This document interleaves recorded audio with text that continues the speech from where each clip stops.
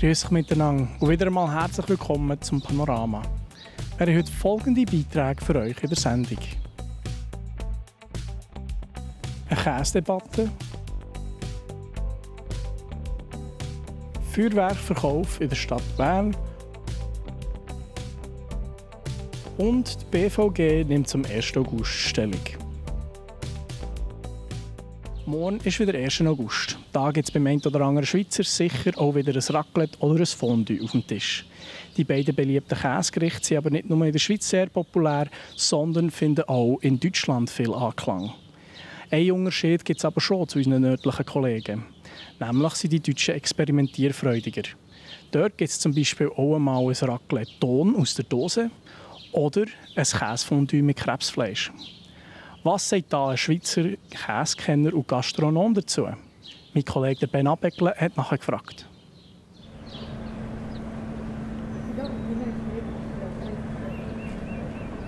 Ja, man muss offen sein für neue Sachen, wenn es Tradition bricht. Ich selber würde wahrscheinlich kaum das essen. Probieren, warum nicht, aber ich habe das Gefühl, das ist nicht die Zukunft. Jetzt haben wir nicht nur das Käsefondue, sondern auch noch das Raclette, wo man vielleicht mal Marshmallow drauf tut oder eben auch Schokostückchen oder auch Mango und Ananas.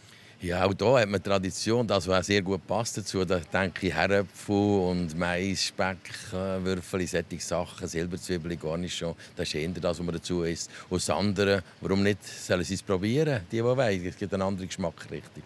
Ich weiß nicht, ob ich es auf die Karte tun würde. Ich habe das Gefühl, die Nachfrage wäre zu wenig da. Wenn es muss sein, warum nicht? Aber ich habe nicht das Gefühl, dass das gegessen würde. Es gibt ja schon Feigensenf, der so in die Süße hineingeht beim Käse. Also die Tendenz gibt es ja schon mit dem Süßen.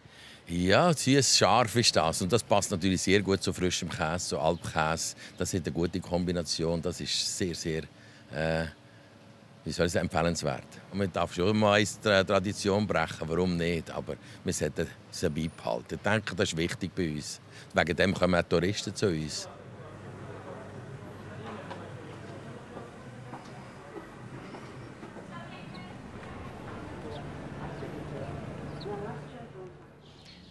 Nicht nur Käsegerichte, sondern auch Feuerwerke gehören zum 1. August. Dafür laufen Jung und Alt in verschiedenste Feuerwerkläden, zum Vulkan, Raketen und andere beliebte Knaller einzukaufen.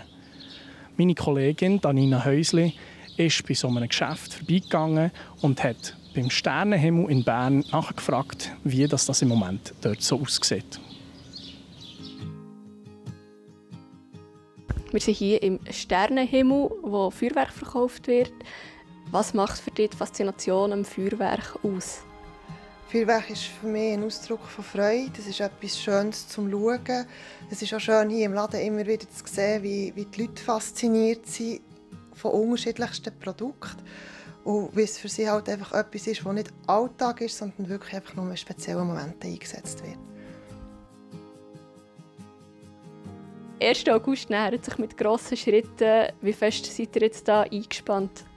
Ja, im Moment ist wirklich sehr, sehr viel los und es gibt sehr viel zu tun. Wir haben viele Waren geliefert bekommen, die wir natürlich müssen vorbereiten mussten, damit wir das können und dürfen verkaufen. Wir haben ja extra Öffnungszeiten vor dem 1. August und im Moment ist es wirklich ein Fulltime-Job.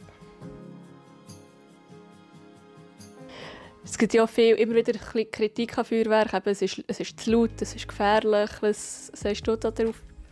Ja, da ist eigentlich meine Antwort immer relativ ähnlich. Ich tue wirklich immer an die Vernunft der Leute appellieren, dass sie das Feuerwerk so einsetzen, wie sie das sollten und auch dort, wo es erlaubt ist, damit einfach halt nicht alle gestört werden davon und nicht die Zuschauer gestört werden. Feuerwerk ist nicht manchmal erlaubt anzuzünden in der Schweiz. Und wenn man das respektiert, denke ich, dann sind die Gegner auch ein bisschen weniger dagegen. Und es gibt ja nicht nur lautes Feuerwerk, es gibt ja auch stilles Feuerwerk. Ja, das gibt es immer mehr und es wird auch immer mehr verlangt. Das ist auch ganz etwas Schönes. Es ist natürlich nicht ganz vergleichbar mit den klassischen Feuerwerken, aber man kann mit diversen Produkten wirklich wunderschöne Sachen zaubern, die dann sehr nah an ein grosses Feuerwerk kommen.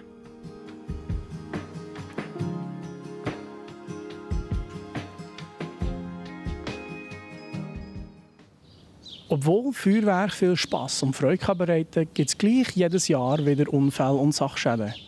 Um herauszufinden, welches das die häufigsten Probleme mit Feuerwerk sind und wie man sie verhindern kann, hat die Plattform J bei der BVG vorbeigeschaut.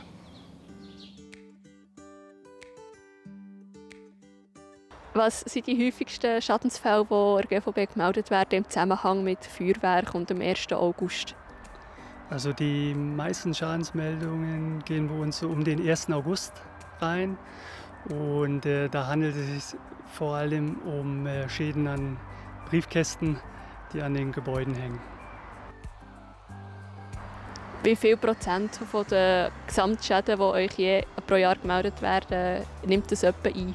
Also von allen gemeldeten Brandfällen machen die Fälle vom Feuerwerk ungefähr 2% aus.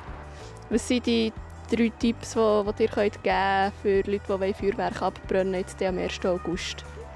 Also Tipp Nummer 1 wäre, kaufen Sie Ihr Feuerwerk in den offiziellen Verkaufsstellen. Damit gehen Sie sicher, dass Sie auf jeden Fall legale Feuerwerke verwenden.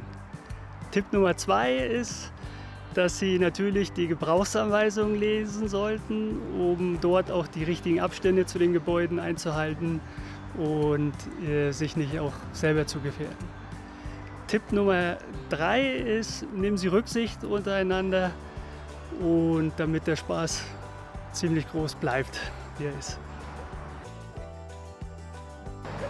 Und vielleicht der Zusatztipp wäre, vielleicht temporär den Briefkasten abzuschrauben, damit die Schäden zukünftig vielleicht noch geringer sind, als sie jetzt schon sind.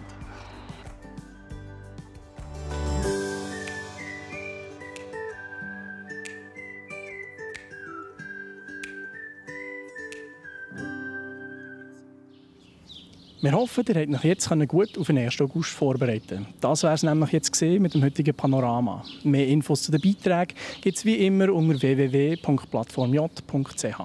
Hier geht es jetzt noch weiter mit dem Wetter, aber von meiner Seite her wünsche ich euch ganz einen schönen Abend. Feiert morgen gut und ade miteinander. Das Wetter wird euch präsentiert von Made in Bern.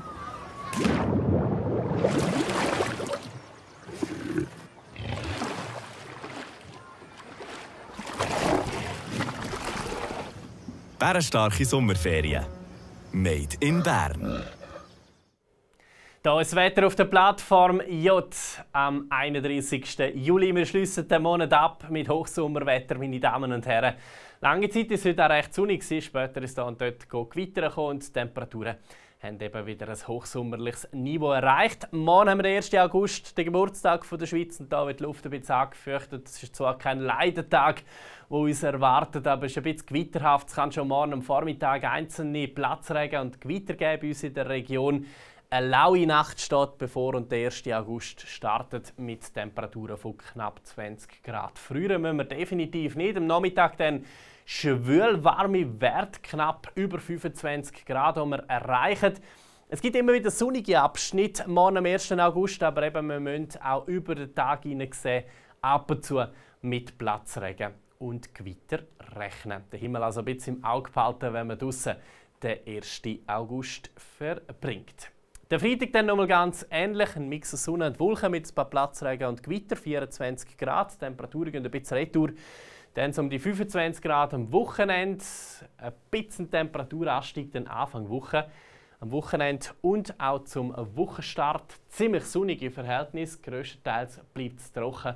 Da können wir also dann wieder ein paar schöne Sommertage geniessen, eben auch ohne Gewitter. Das war vom Wetter auf der Plattform J. Morgen ganz einen schönen 1. August und bis zum nächsten Mal.